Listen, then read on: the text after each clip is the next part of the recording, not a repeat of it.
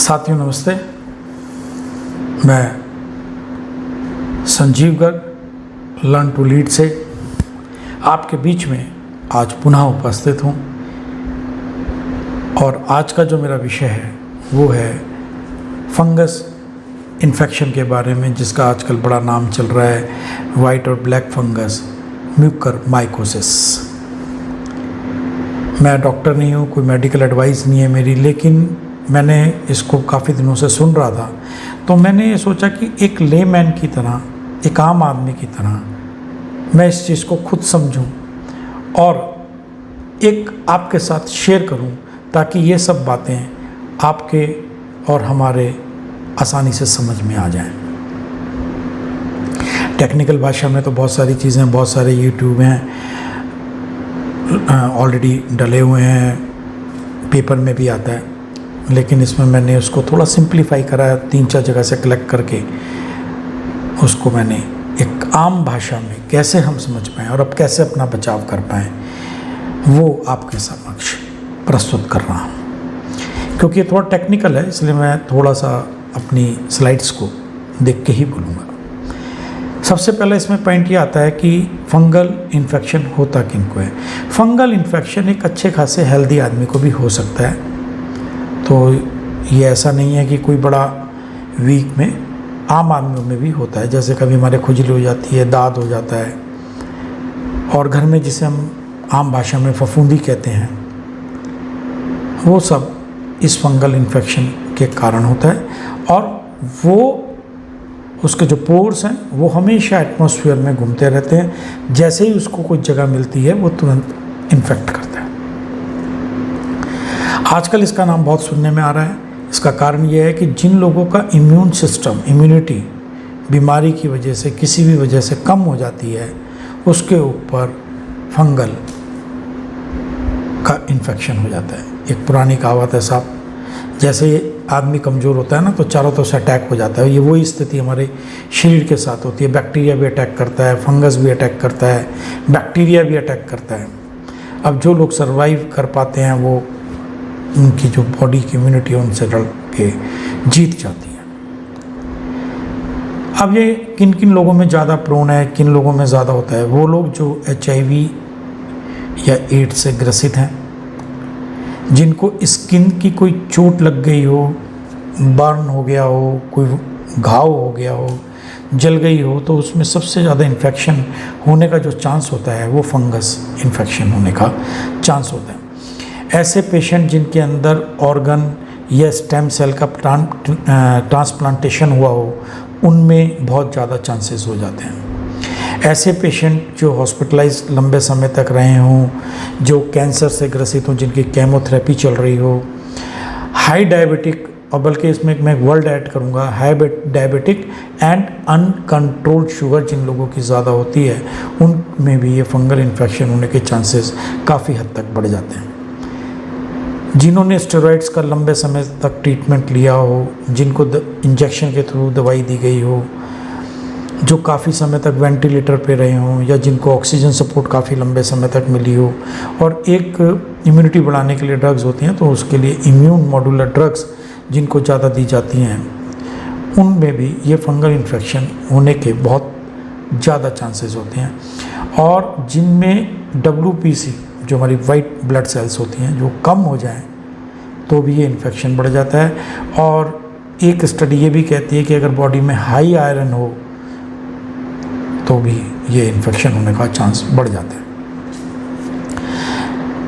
Mucormycosis के बारे में कुछ मिथ्स है। अभी मेरी किसी से बात हो रही थी, तो उन्होंने बताया कि किसी ने कहा साहब ये कोविड की तरह फैलता है।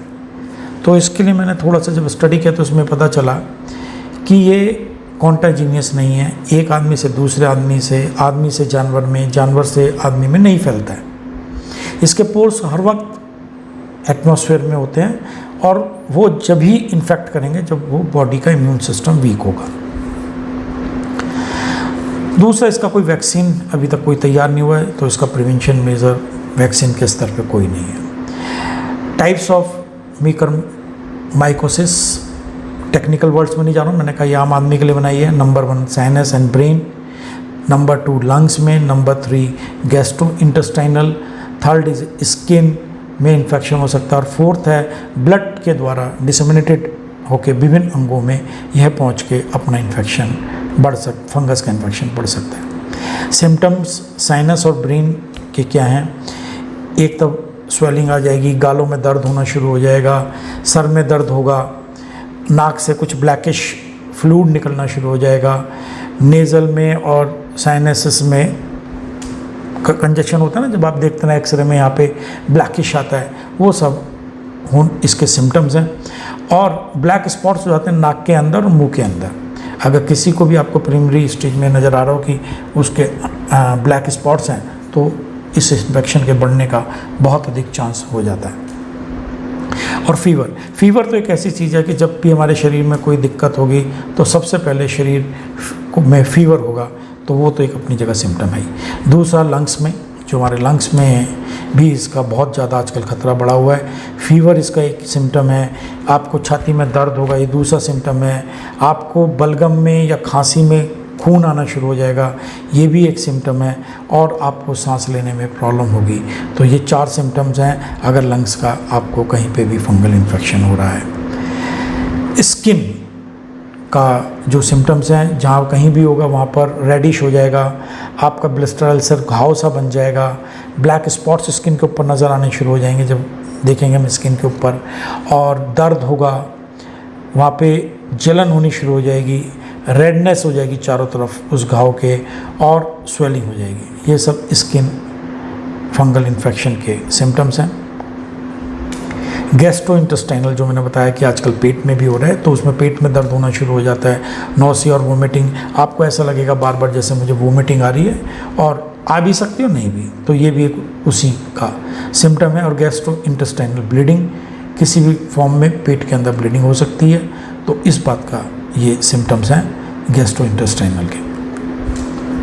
डिसमिनेटेड म्यूकरमाइकोसिस के सिम्टम, क्योंकि मैंने बताया ब्लड के थ्रू जाता है, तो इसका एज सच डायरेक्ट कोई सिम्टम नहीं है, लेकिन ये किस अंग पे जाके इन्फेक्शन करेगा, फिर वहाँ से उसके इन्फेक्शन मिलते हैं। तो एज सच अगर ब्लड में है तो ये पता करना बहुत मुश्किल होता है कि ब्लड में आ गए, लेकिन इसका सिम्टम किसी ना किसी अंग के माध्यम से आपको दिखाई दे जाएगा, समझ में आ जाएगा। इसका डायग्नोसिस क्या है, मेडिकल हिस्ट्री है, चेकअप है, सिम्टम्स हैं, ये जो मैंने आपको बताया, इन सबसे डॉक्टर देख लेते हैं कि क्या यह व्यक्ति म्यूकरमाइकोसिस से इन्फेक्टेड है या नहीं है। उसके रेस्पिरेटरी सिस्टम से फ्लूइड लिया जाता है, उसकी टिश्यू बायोप्सी की जाती है, या उसका फंगल कल्चर किया जाता है। कल्चर से पता चल जाता है कि इसके अंग में या इस चीज़ में फंगस है या नहीं है। सीटी स्कैन है, एमआरआई है। सीबीसी टेस्ट तो एक ऐसा है जिससे बहुत जल्दी बॉडी के इन्फेक्शंस का पता चल जाता है। किडनी का फंक्शन से पता चल जाता है। और नेज़ल एंडोस्कोपी, नाक के अंदर एंडोस्कोपी करके एक पीस लिया जाता है बायोप्सी का, और उसके फ्लूइड से, दोनों से इसको चेक कर लिया जाता है। ट्रीटमेंट इसका एंटी फंगल इंजेक्शंस हैं, जैसे एम्फोटेरेसिन बी, जो आजकल काफ़ी हद तक डिमांड में और शॉर्ट भी है। इसकी वजह से कई लोगों की जान भी चली गई है प्रॉपर्ली टाइम से ना मिलने से। तो ये सब इसका ट्रीटमेंट है। और सेकेंडली, जब लगता है कि इन इंजेक्शन से कुछ नहीं हो पा रहा है, तो जिस पार्ट में वो फंगस इन्फेक्ट करता है उस पार्ट को सर्जरी करके निकालने का प्रयास रहता है। और अगर वो सक्सेसफुल हो जाता है तो पेशेंट सर्वाइव करने के चांसेस बढ़ जाते हैं। डेथ रेट,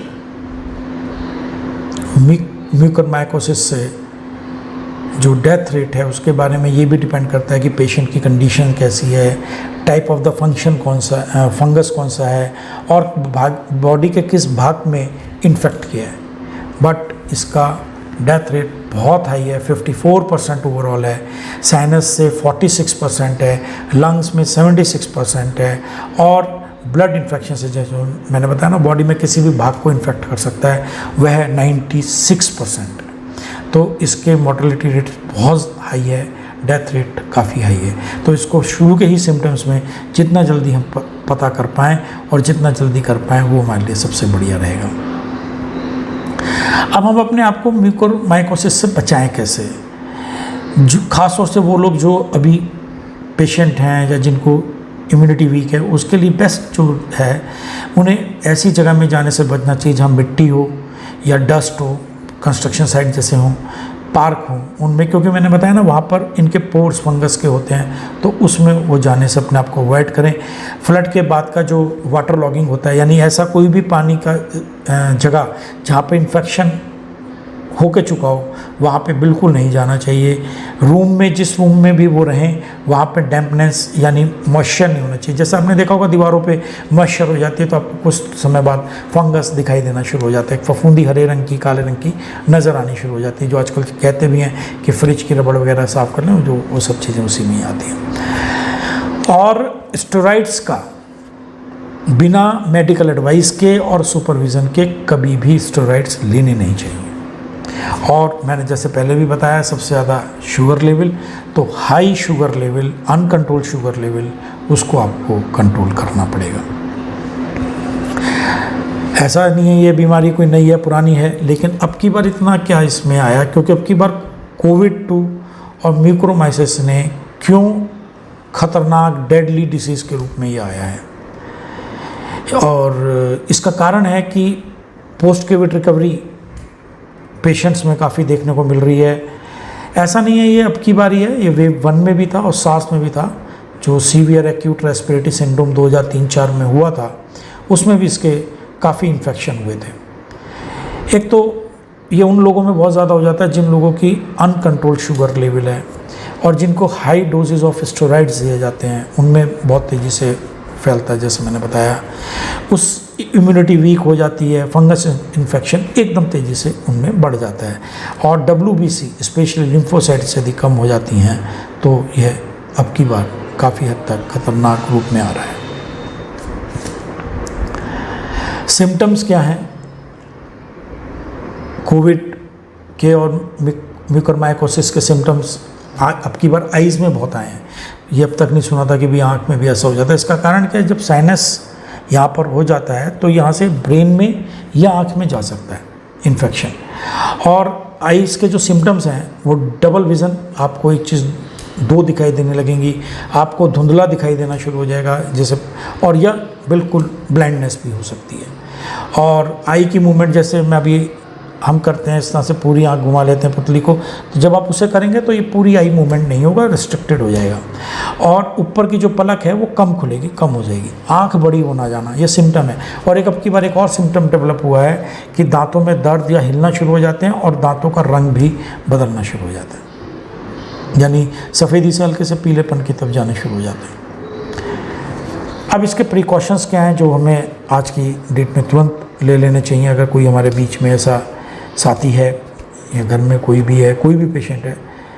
एक तो स्टेरॉइड्स का माइल्ड कोविड पेशेंट्स में कम से कम इस्तेमाल किया जाए, 5 से 10 दिन तक दिया जाए, और अगर मेडिकल सुपरविज़न में अगर गाइडेंस में ज़रूरत ना हो तो उसको स्टेरॉइड्स को जल्द से जल्द बंद कर दिया जाए, शुगर लेवल कंट्रोल किया जाए। और जैसे मैंने आपको बताया, कंस्ट्रक्शन एरिया, डैम्पनेस, जहाँ पे नमी हो, मिट्टी, पार्क, वहाँ पर जाने से अपने आप को बचाना चाहिए। और अगर स्पेशली जाना भी पड़ रहा है तो बगैर मास्क के आप घर से बाहर ना निकलें, ताकि उसके पोर्स आपके अंदर इन्फेक्शन के रूप में ना डेवलप करें। डॉक्टर को तुरंत कंसल्ट करें अगर कोई सा भी सिम्टम डेवलप हो। और फ्रोज़न फूड और बासी फूड ना खाएं बिल्कुल भी, जो चाहे आप थोड़ी सी खिचड़ी खाएं, कुछ भी खाएं, लेकिन ताज़ा बनाएं, ताज़ा खाएं। ऑक्सीजन जो आजकल चली उसको बड़ा हाइजीनिक वे में लें और मेडिकल सुपरविज़न में लें। कुछ लोगों ने उसके अंदर डिस्टिल वाटर की जगह भी सुनने में आया कि RO का पानी डाल दिया, उसका जो मुंह का मास्क होता है उसको स्टरलाइज नहीं करा, तो इन सब से भी इस इन्फेक्शन को अब की बार बढ़ने में बहुत जल्दी से सब में फैल गया। और पर्सनल हाइजीनिक का ध्यान रखें, हाथ पाथ धोते रहें, मुंह धोते रहें, नाक वाक साफ़ करते रहें, और अपनी जितनी भी चीज़ें हैं, चाहे हमारा फ्रिज है, चाहे हमारा ऑक्सीजन मास्क है, मेडिसिन्स हैं, कुछ भी हैं, हम उनको स्टरलाइज करते रहें टाइम टू टाइम, ताकि वो चीज़ें इस इन्फेक्शन से अंदर हमारे ना जाए। मेरी कुछ क्वेरी हैं इसके के लिए। एक तो ये कि क्या ऐसा कोई इसका प्रिकॉशनरी ट्रीटमेंट नहीं है जो इनिशियल स्टेज में लगाया जा सके। जैसे मैंने बताया, ये कोई नया तो है नहीं, पुराना है। तो ऐसा अब की बार क्या हुआ कि अब की बार ये फैलना शुरू हो गया, और कोविड 2 में एकदम फैलता चला गया। मैंने बताया जैसे डॉक्टरों का ही मानना है कि वेव 1 में भी था, सार्क में भी था, लेकिन उतनी डेथ इसकी वजह से नहीं हुई कि महामारी इसको घोषित करना पड़े। और सबसे बड़ी क्वेरी है कि इसका आज 1 महीना हो गया लगभग इसको डायग्नोज हुए हुए भी, लेकिन इसकी दवाइयाँ हमारे पास पूरी नहीं है। क्या हम काफ़ी लोग इससे इन्फेक्शन से जिनकी डेथ हुई है उसका कारण दवाइयों का टाइम से ना मिलना भी है। और एक और अभी आजकल मैं पढ़ रहा था कि जिंक और आयरन सप्लीमेंट यदि बॉडी में ज़्यादा हो जाए तो भी फंगस इन्फेक्शन बढ़ने के काफ़ी चांसेस हो जाते हैं। जैसे मैंने आपको वीडियो के शुरू में भी बताया था कि मैं कोई डॉक्टर नहीं, वैसे मैं आपसे शेयर कर रहा हूँ, मैं MSc बॉटनी गोल्ड मेडलिस्ट हूँ। तो वो खैर इससे नहीं था, लेकिन जो मैंने सोर्सेज ऑफ इंफॉर्मेशंस लिए हैं, पहली है US department of health and human services की वेबसाइट www.cdc.gov। बहुत अच्छी साइट है, ये मैं आपको शेयर कर रहा हूँ। जब कभी भी आपको किसी बीमारी के बारे में कुछ भी पता करना हो, आप इस साइट पर जाएँ, आपको इसको पूरी आपको एकेडमिक्स डिटेल्स मिल जाएंगी। एक डॉक्टर राजेश भारद्वाज हैं, मैंने उनका YouTube से भी लेक्चर सुना और उनके पॉइंट्स को अपने में इंक्लूड किया। और डॉक्टर रणदीप गुलेरिया जो हमारे एम्स के चीफ हैं, उनके भी व्यूज़ मैंने YouTube पे सुन के इसमें समावेश किया। यानी मैं 3-4 जगह से इन्फॉर्मेशन लेके एक आम आदमी की भाषा में ये अपना विचार आपके बीच में मैंने प्रस्तुत किया। अंत में आपसे विदा लेने से पहले आपको धन्यवाद भी करता हूँ कि आपने मेरा इतना समय आपने मुझे दिया, और इसको ध्यान रखिएगा, अपने परिवार का ध्यान रखिएगा, और आप इसी तरह से मेरा उत्साहवर्धन करते रहें ताकि मैं आपके बीच में कोई ना कोई और नए विषय पे वीडियो लेकर अपने विचार से आपको अवगत कराऊं। Thank you. बट एक बात आपसे शेयर करूंगा, अभी मैंने 20 तारीख को एक वीडियो डाला था मिस मैनेजमेंट ऑफ कोविड-2, उसका भी मैं डिस्क्रिप्शन बॉक्स में लिंक डालूंगा। और वो जो तीनों मैंने आपको बताया था, उन CDC डॉक्टर राजेश भारद्वाज और डॉक्टर गुलेरिया, उनका भी मैं डिस्क्रिप्शन बॉक्स में लिंक डालूंगा। आप चाहें उसको वहाँ से और डिटेल में ले सकते हैं। उसमें मैंने डाला था कि सरकार को तुरंत मुआवजा डिक्लेयर करना चाहिए जो कोविड-2 से मरे। मैं सभी का धन्यवाद सरकार का करता हूँ कि उन्होंने उन बच्चों के लिए कोई ना कोई अपनी राहत पैकेज दिया है जो जिनके पेरेंट्स कोविड-2 में उनसे जुदा हो गए, और आपने ये स्टेप लेके बहुत अच्छा कार्य किया है। उन बच्चों का भविष्य उज्जवल हो, मैं ऐसी मनोकामना करता हूँ। और इस माध्यम से मैं सभी NGOs से, सभी सोशल ऑर्गेनाइजेशन से एक विनती और करूँगा, इंडिविजुअल लेवल पे या संस्था के लेवल पे, कि यदि जितना संभव हो सके इस महामारी में आप एक दूसरे का सहयोग करें पेंडेमिक में, और ऐसे परिवारों का अपने इर्द गिर्द ध्यान रखें जिससे ग्रसित हैं, और किसी भी रूप में, किसी भी ना किसी रूप में, तन से, मन से, धन से आप उनका सहयोग करें।